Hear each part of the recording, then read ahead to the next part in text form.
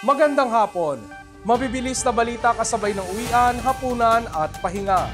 Mga up-to-date na balita ngayong araw ng Lunes. Garantisadong mabilis lang to.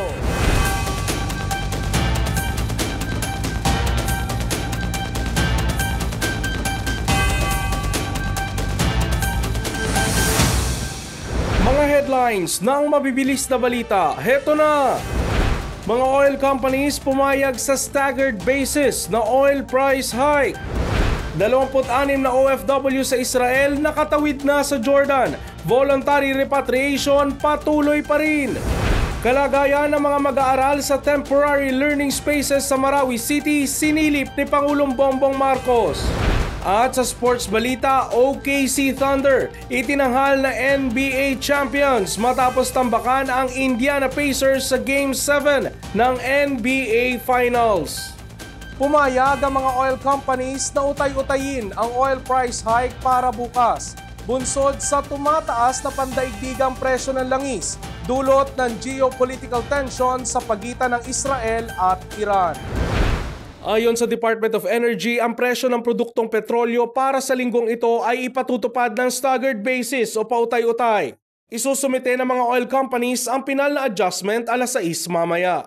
Ito'y matapos makipagdialogo si Energy OIC Sharon Garin sa mga industry players ukol sa sanay big-time oil price hike bukas dahil sa patuloy na kaguluhan sa pagitan ng Israel at Iran. Magpupulong din ang DOE, DOTR at DA para pag-usapan naman ang pag-roll out ng subsidiya para sa mga tsuper ng pampublikong sasakyan at maging mga magsasaka. Samantala, nilinaw ng Land Transportation and Regulatory Board na walang inaprubahang dagdag pasahe para sa public utility vehicles. Naka-hold pa nila ito hanggang hindi pa nailalabas ang resulta ng ginawang study ng NEDA na magiging batayan kung magkakaroon ng dagdag pasahe.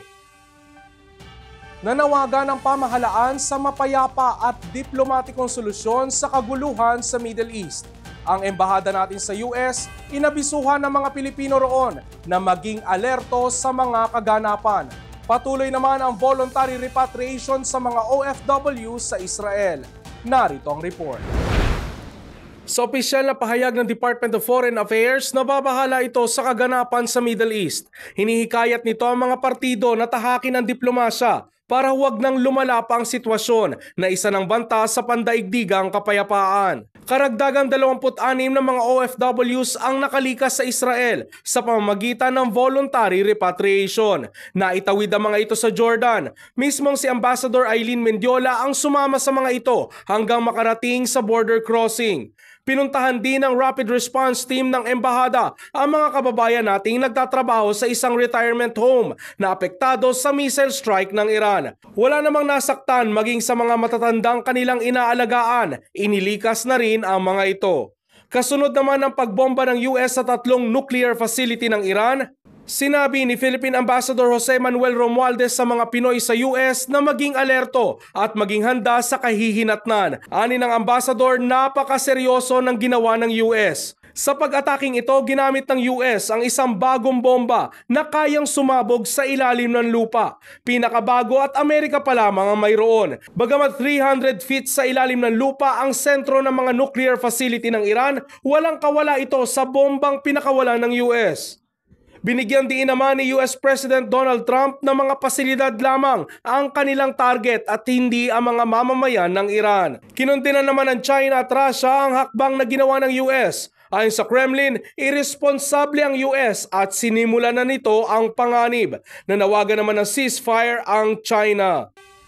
Matapos ang working visit sa Osaka, Japan, sa Marawi City naman sa Lanao del Sur bumisita si Pangulong Bongbong Marcos para pangunahan ang pamimigay ng internet kits sa mga paaralan doon. Mabilis na balitang hatid ni Michelle Gilliam. Isang araw matapos magbalik bansa mula Japan, binisita ni Pangulong Bongbong Marcos ang Temporary Learning Spaces o TLS sa Marawi City at kinamusta ang nasa 700 mag-aaral roon. Inilunsad ang TLS kasunod ng pagkawasak ng mga paaralan sa syudad, bunsod ng bakbakan sa Marawi noong 2017. Binubuo ang TLS ng maliliit na makeshift classrooms na ginawa para maitawid ang pag-aaral ng mga bata roon sa kabila ng dinanas nilang hamon.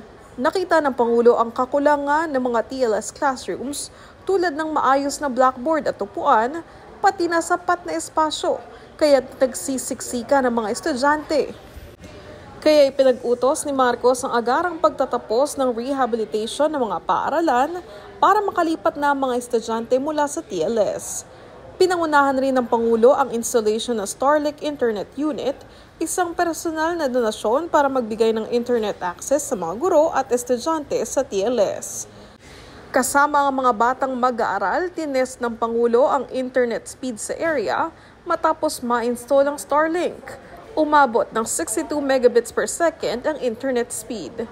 Namigay din ng school supplies ang Office of the President sa lahat ng TLS enrollees. Tig-isang Starlink Unit rin ang ipinamahagi sa ilang paaralan sa Marawi City, sa Bangon Elementary School, Bakarat National High School, Angoyaw National High School at Kabasaran Primary School. Ayon sa Pangulo, natutuwa siya na unti-unti nang nakikita ang pagbangon ng Marawi. Michelle Giliang para sa All TV News Channel 2. At sa sports balita, itinanghal na NBA champion ang OKC Thunder matapos lampasuhin ang Indiana Pacers sa do-or-die game ng NBA Finals sa score na 103-91. Congratulations! You're the 2025 NBA champions! 49 na taon ang hinintay ng OKC Thunder na Noy Shuttle Sonics para muling maluklok sa tuktok ng NBA ladder. Nagtala rin ng history sa SGA bilang ika-4 na manlalaro sa history ng NBA na itinanghal na scoring champion, MVP at Finals MVP. Kasama niya sa listahan sina Kareem Abdul-Jabbar, Michael Jordan at Shaquille O'Neal. Gumawa sa SGA ng 29 points, 20 points naman kay Jalen Williams at 18 points kay Chet Holmgren para sa Thunder. Nagtamo naman ng torn Achilles si Tyrese Haliburton sa first quarter. Naging emosyonal si Hali sa natamong injury kung saan hindi na ito nakabalik sa kabuuan ng Game 7. Third quarter nang unti-unti nang lumaki ang lamang ng Thunder matapos ang sunod-sunod na turnover ni TJ McConnell. Nanguna para sa Pacers si Benedict Mathurin at Pascal Siakam. At yan ang mga up-to-date na balitang nakalap ng All TV News ngayong hapon. Para sa iba pang balitang mabibilis, bisitahin ang aming website, alltv.ph/news. Sundan din ang All TV News PH sa Facebook at YouTube at makinig sa All Radio 103.5. Ako si Ralph Lopez. Magandang hapon.